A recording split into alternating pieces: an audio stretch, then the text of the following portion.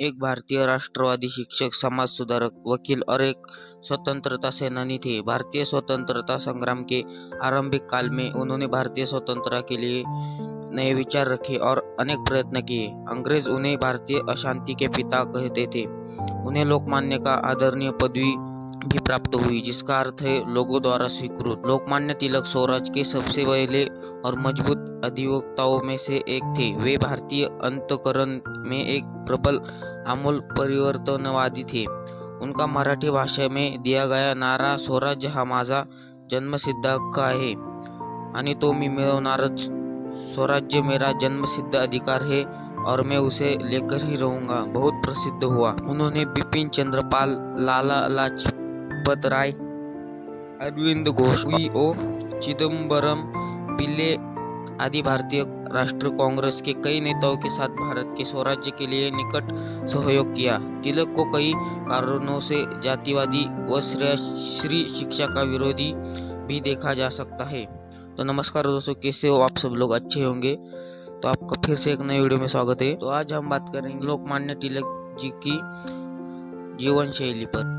इस बायोग्राफी में मैं तीन मुद्दों पे बात करने वाला हूँ।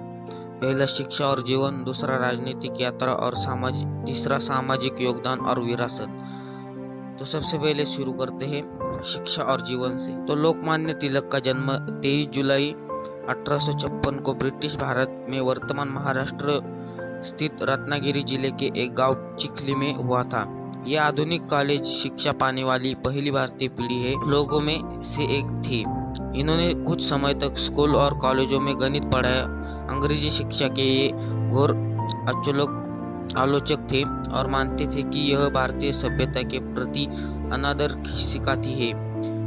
इन्होंने दक्षिण शिक्षा सोसाइटी की स्थापना की ताकि भारत में शिक्षा का स्तर सुधरे। तो दूसरा मुद्दा है, लोकमान्य तिलक ने इंग्लिश व मराठी के केसरी नाम से 2 दैनिक समाचार पत्र शुरू किए, जो जनता में बहुत लोकप्रिय हुए।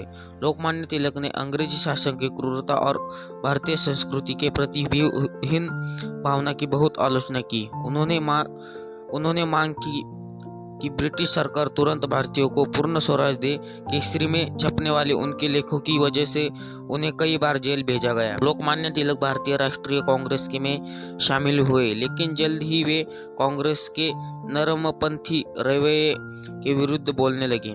1907 में कांग्रेस गरम दल और नरम दल में विभाजित हो गई। गरम दल के लोकमान्य तिलक के साथ लाला लाजपत राय और श्री बिपिन चंद्र पाल शामिल थे। इन तीनों को लाल बाल पाल के नाम से जाने लगा।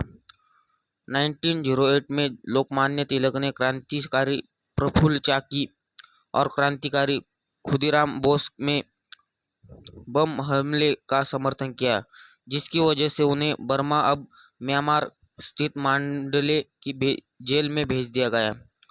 जेल से छूटकर वे फिर कांग्रेस में शामिल हो गए और 1916 में एनी बेसेंट जी और मोहम्मद अली जिन्ना में समकालीन होम रूल लीग की स्थापना की। लोकमान्य तिलक भारतीय राष्ट्रीय कांग्रेस में 1890 में जुड़े। हालांकि उसकी मध्य अभिनिवृत्ति, खासकर जो स्वराज हेतु लड़ाई के प्रति थी, वे उससे खिलाफ थे। वे अपने समय के सबसे प्रख्यात आमूल परिवर्तनवादियों में से एक।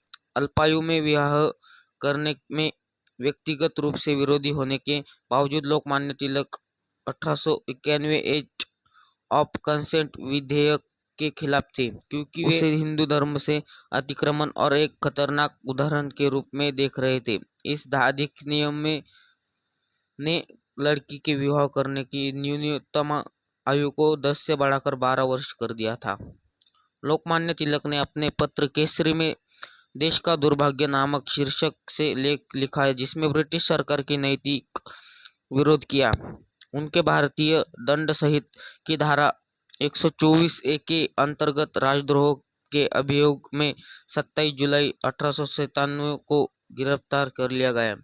उन्हें 6 वर्ष के कठोर कारावास के अंतर्गत मांडले जेल में बंद कर दिया गया।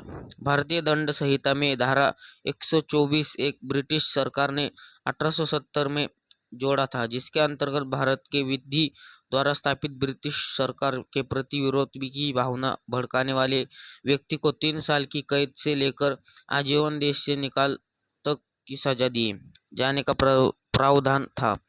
1898 में ब्रिटिश सरकार ने धारा 124 से में संशोधन किया और दंड संहिता के नई धारा A53 एक 153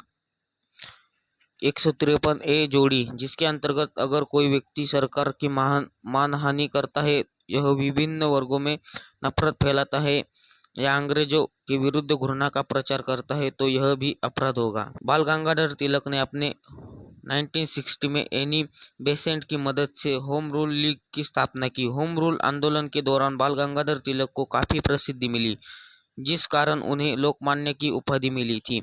इस आंदोलन का मुख्य उद्देश्य भारत में स्वराज स्थापित करना था। इसमें 4 या 5 लोगों की टुकड़ियां बनाई जाती थी, जो पूरे भारत में बड़े बड़े राजनेताओं और वकीलों से मिलकर होम रूल लीग का मतलब समझाया करते थे।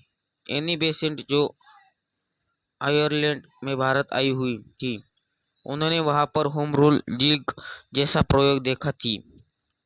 उसी तरह का प्रयोग उन्होंने भारत में करने का सोचा। तो तीसरा मुद्दा, सामाजिक योगदान और विरासत। लोकमान्य तिलक ने सबसे पहले ब्रिटिश राज के दौरान पूर्ण स्वराज की मांग उठाई। उन्होंने जन जागृति का कार्यक्रम पूरा करने के लिए महाराष्ट्र के गणेश उत्सव तथा शिवाजी उत्सव सप्ताह भर मनाना प्रारंभ किया। इन त्योहारों के माध्यम से जनता में देश प्रेम और अंग्रेजी के अन्यायों के विरुद्ध संघर्ष का साहस भरा गया। नागरी पंचारिणी के वार्षिक सम्मेलन में भाषण करते हुए उन्होंने पूरे भारत में लिए सम्मान लिपि के रूप में देवनागरी की वकालत की और कहा कि सम्मान लिपि की समस्या ऐतिहासिक आधार पर नहीं सुलझाई जा सकती। उन्होंने तर्कपूर्ण ढंग से दलील दी कि रोमन लिपि भारतीय भाषाओं के लिए सर्वथा अनुपयुक्त है। 1905 में नागरी पंचारिणी सभा में उन्होंने कहा था, देवनागरी को समय भारतीय भाषाओं के लिए स्वीकार किया जाना चाहिए। सन 1919 में कांग्रेस की अमृतसर बैठक में हिस्सा लेने के लिए स्वदेश लौटने के समय तक लोकमान्य तिलक इनमें इतने नरम हो गए थे कि उन्होंने मॉन्टेग्यू चेम्सफोर्ड सुधारों के द्वारा स्थापित लेजिस्लेटिव काउंसिल विधायी परिषद के चुनाव के बहिष्कार की गांधी जी की नीति का विरोध ही नहीं किया। इसके बजाय लोकमान्य तिलक ने क्षेत्रीय सरकारों में कुछ हद तक भारतीयों की भागीदारी की शुरुआत करने वाले सुधारों को लागू करने के लिए प्रतिनिधियों को यह सलाह अवश्य दी थी कि वे उनके प्रत्युत पूर्ण सहयोग की नीति का पालन करें। लेकिन नए सुधार निर्णायक दिशा देने से पहले ही 1 अगस्त 1920 को बम्बई में उनकी मृत्यु हो गई। मरणोपरांत श्रद्धांजलि देते हुए गांधी जी ने उन्हें आधुनिक भारत का निर्माता कहा और जवाहरलाल नेहरू ने भारतीय क्रांति का जनक बतलाया। तो कैसी लगी वीडियो? अगर वीडियो अच्छी लगे तो वीडियो को एक लाइक जरूर कर देना और अभी चैनल को सब्सक्राइब कर देना, क्योंकि ऐसे नई नई स्टोरी हमारे चैनल पर मिलती रहती है। तो चलिए मिलते हैं अगले वीडियो में, तब तक के लिए बाय।